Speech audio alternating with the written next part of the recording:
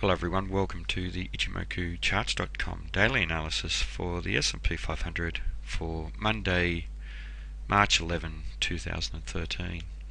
Well, a continuation of the trend to the upside today, a candle with a higher high and a higher low, and a white bodied candle once again. The white body denotes the buyers making a substantial amount of net bullish progress on the day between the open and the close, and that's fairly consistent with the previous day's trading. And it highlights that the buyers are maintaining some decent upside momentum now.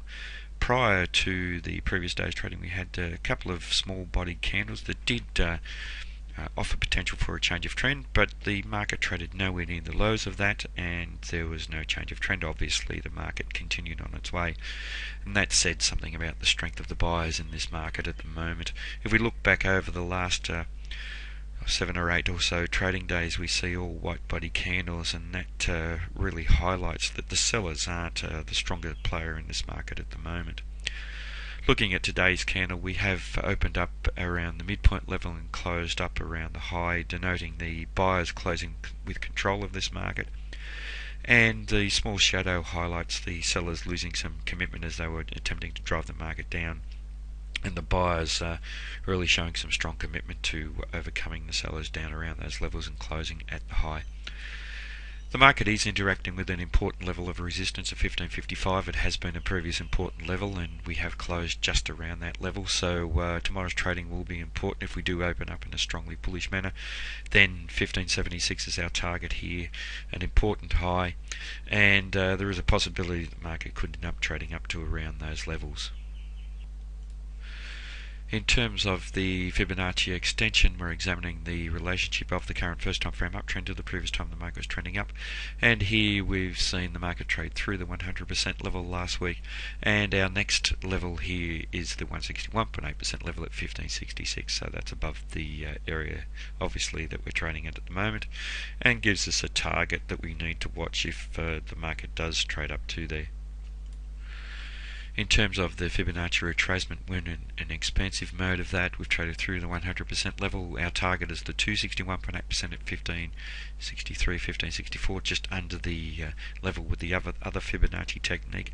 It makes the area around there quite strong, and it will be important for us to watch how the market reacts to those areas. If we do see some weakness coming into the market, if we see the buyers starting to lose control or lose some commitment around that area, it may suggest that there is a possibility for a short-term sell-off and a possibility of a retracement of this quite strong first time frame uptrend that the market's been for the last week and a half or 2 weeks or so.